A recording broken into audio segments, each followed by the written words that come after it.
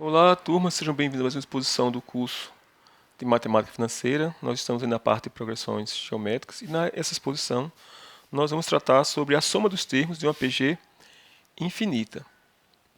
Então, o que a gente quer determinar é uma soma de infinitas parcelas. É A1 mais A2, relembrando que uma PG infinita, ela tem infinitos termos, e de um termo para o outro você encontra o outro multiplicando o 1 pela razão. Então, é uma soma infinita. Por ser uma soma infinita, a gente não tem como fazer isso, porque a gente não definiu como somar números, somar infinitos números. A gente só consegue somar números de dois em dois. Mesmo quando a gente tem três números, a gente soma os dois primeiro e o resultado soma com o terceiro, porque a adição ela é uma operação binária. No entanto, se fosse para somar até um termo de ordem n, né, do A1 até o AN, a gente fez isso na exposição anterior. Né, a gente mostrou que a soma desses n primeiros termos, A1 mais A2 até um termo de ordem n, e aqui colocamos um n aqui para representar que estou somando os números da progressão do primeiro até o nésimo. Nós encontramos que quando q for diferente de 1, essa soma é dada por A1 vezes 1 menos q elevado a n dividido por 1 menos q. Então, embora a gente não saiba como somar esses infinitos números, a gente sabe como somar até uma parte, uma soma parcial do primeiro até o nésimo termo dado por essa expressão. Então, agora que vocês já estudaram o limite no curso de cálculo, faz sentido, né, definir então essa soma fazendo esse número n aqui tender a infinito. Porque quanto mais parcelas eu tenho, né, quanto maior o valor de n, se essa soma realmente fosse um número, essas parcelas ficariam cada vez mais próximas desse número. Então, aqui tem a noção do limite mesmo. Então, nós vamos definir, tá? Nós vamos definir aquela soma como sendo o limite de todas essas somas parciais que existem. É um número. A1 é um número, Q é um número, você pode fazer essa conta. N é um número. Então, vai ser o limite desses Sn aqui, quando n tende ao infinito. Ou seja, vai ser A1 vezes limite, quando n tende a infinito, de A1 vezes 1 menos Q elevado a n, dividido por 1 menos Q. Aqui, para facilitar a nossa vida, eu vou distribuir esse A1 aqui dentro e dividir em duas frações para ficar mais fácil de fazer uma análise. Quando a gente fizer aqui a distributividade, isso vai dar limite. Quando n vai para o infinito, A1 vezes 1 dá 1, então vai ficar A1 vezes 1 dá 1, vai ficar A1 dividido por 1 menos Q, menos A1 vezes Q elevado a n dividido por 1 menos Q. A1 vezes Q elevado a n dividido por 1 menos Q. E observe que a primeira parcela, A1 vezes 1, A1 sobre 1 menos Q, ela não depende aqui de n, né? Isso aqui é um número fixo. A1 é um número primeiro termo da progressão, Q é a razão, a gente faz essa conta aqui. Mas essa outra segunda parcela, ela varia conforme n varia, né? Que tem um aqui e tem um n bem aqui, ó. Quando ele for igual a 1, exatamente A1 vezes Q sobre 1 menos Q. Quando ele for igual a 1 bilhão, vai dar 1 vezes Q, ela vai dar 1 bilhão por 1 menos Q. Então, o que vai dizer se esse limite vai existir ou não vai ser esse termo. E a gente sabe lá do curso de cálculo, quando você tem um número que ele é maior do que 1,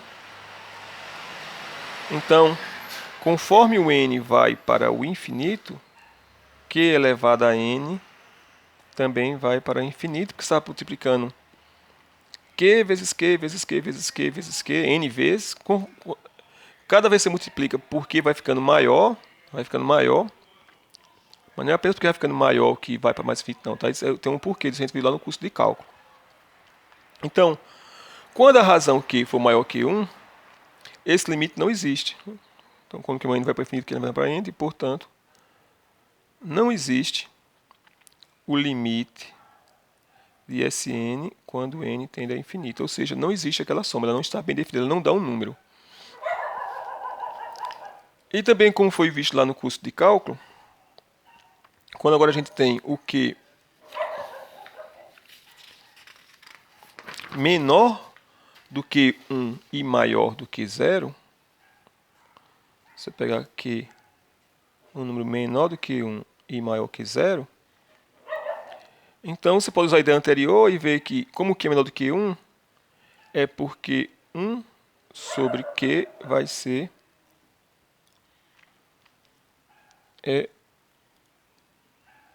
1 sobre Q vai ser maior do que 1.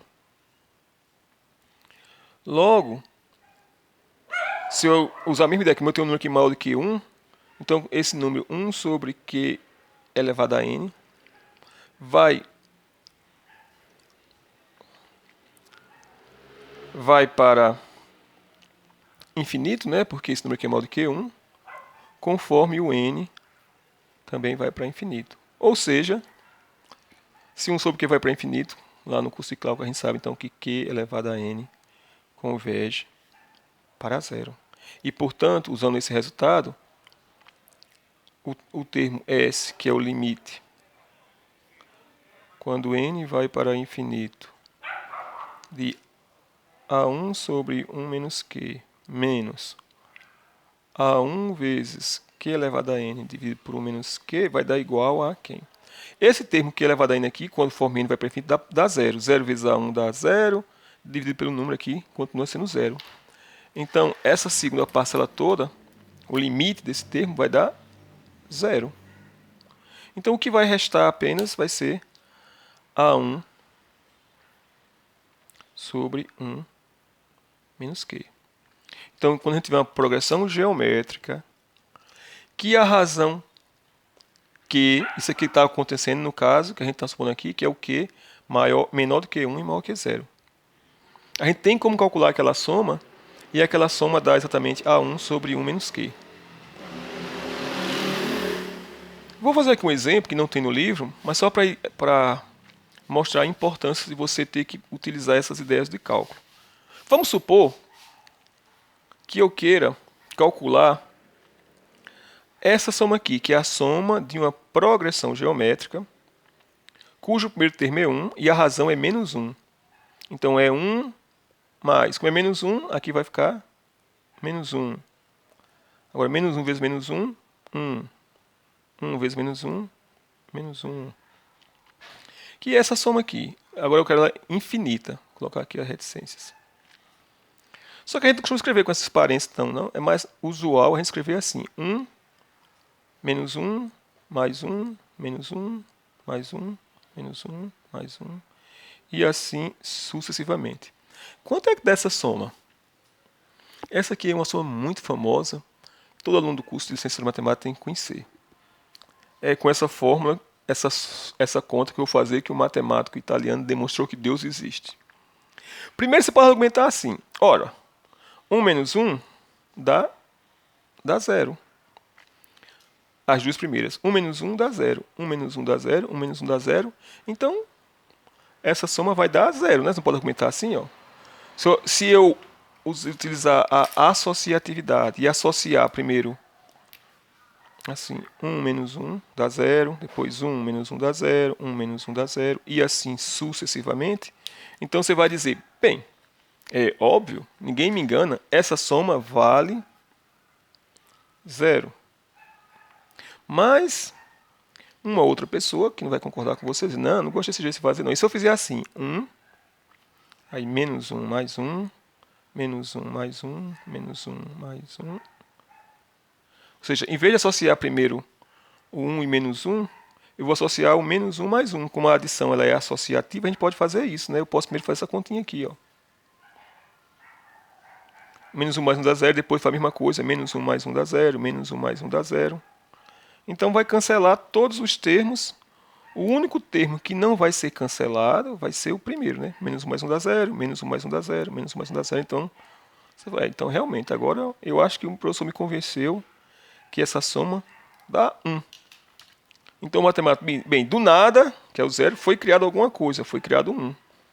Claro que essas duas contas não podem estar certas, porque na realidade eu vou mostrar para vocês agora que essa adição dá 1 meio.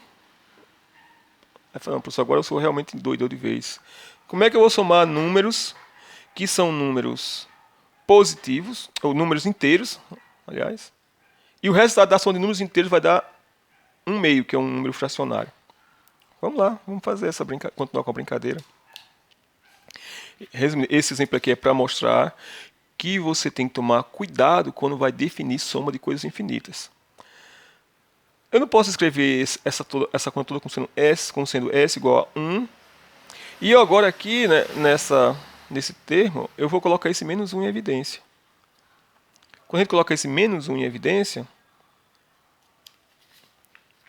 colocando menos 1 em evidência, vai ficar menos, a parênteses. Colocando menos 1 em evidência, vai sobrar 1 aqui, né? Porque menos 1 por menos 1 dá 1. Agora, menos 1 dividido por 1 dá menos 1. Menos 1. Depois seria esse menos 1 aqui. Menos 1 por menos 1 dá mais 1.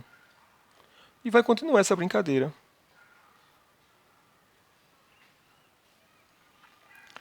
Bem, e esse termo que está aqui entre parênteses, se você parar para pensar um pouquinho, é exatamente S. Ó. É 1, olha como dá S. S, né? 1 menos 1, mais 1 menos 1, mais 1 menos 1 infinitas vezes. Ó. 1, menos 1, mais 1, menos 1, mais 1, menos 1. Ou seja, esse termo está entre parênteses, que tem infinitas parcelas, é exatamente igual a S. Então, no final das contas, a gente escreveu o S como sendo igual a 1 menos S. E agora a gente pode isolar aqui. Passa esse termo para o segundo membro, vai ficar 2S. 2S igual a 1 e, portanto, S é igual a 1/2. Está demonstrado aí que S é igual a 1/2. Qual deles está certo? Ou todos eles estão errados? Fica aí para vocês pensarem sobre isso e ver a importância de entender bem o que é a adição de uma quantidade infinita de termos.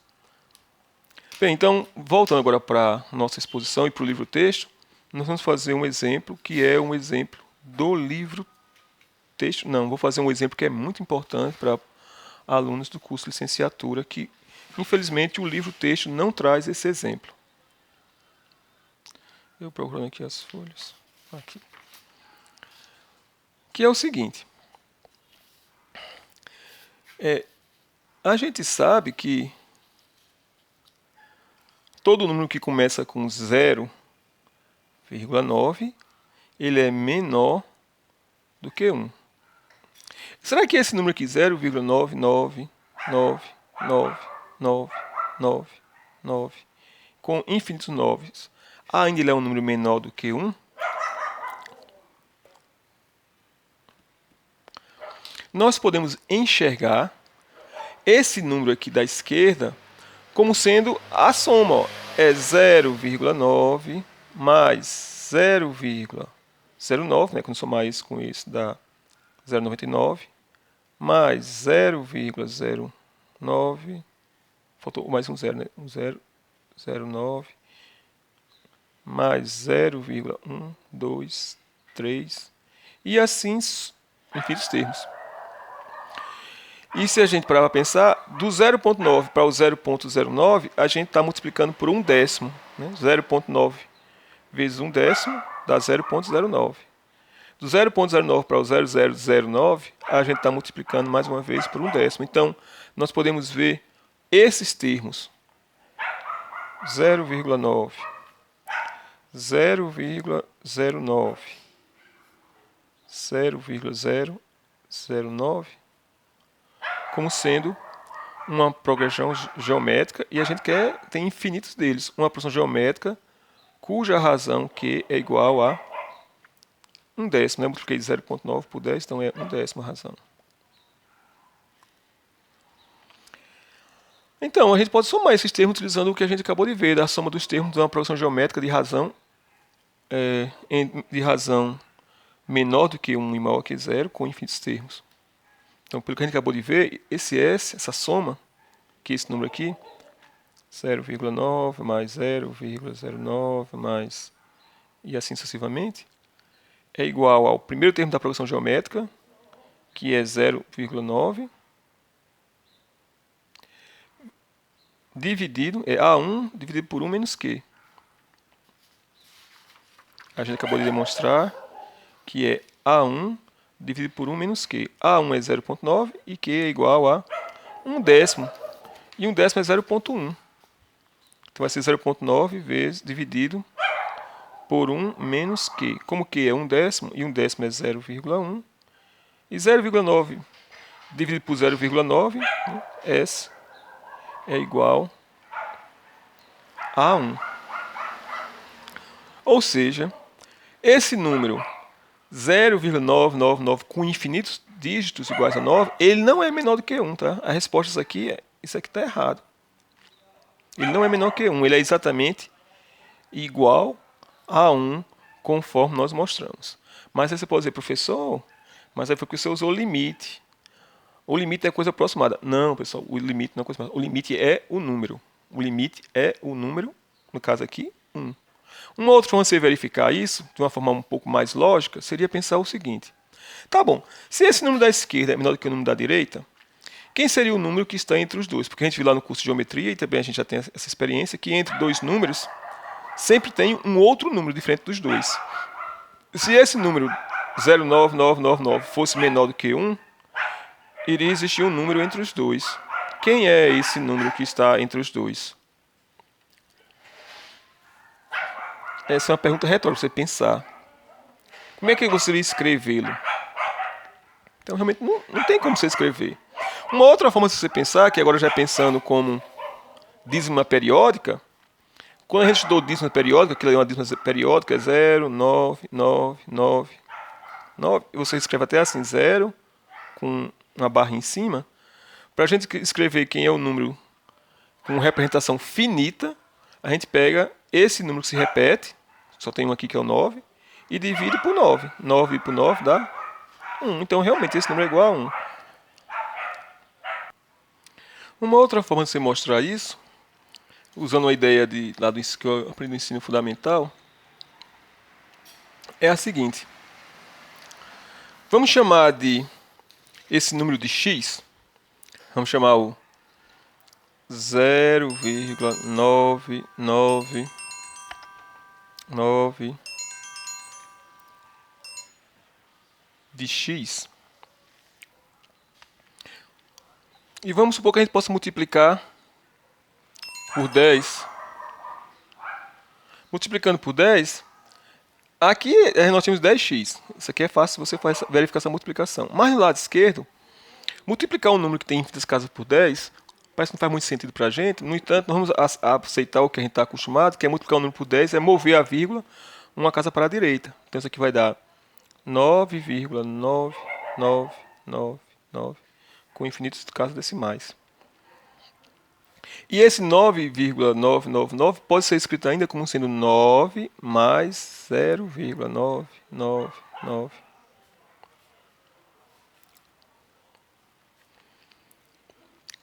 Mas como antes, ó, esse 0,9999 não é exatamente igual a x, ó. X, né? 0,9999. Então isso aqui é igual a x. Então tem 9 mais x é igual a 10x. Eu vou escrever assim, 9x, só para cancelar esse x com esse x, então eu tenho que 9x é igual a 9, e portanto x é igual a 1.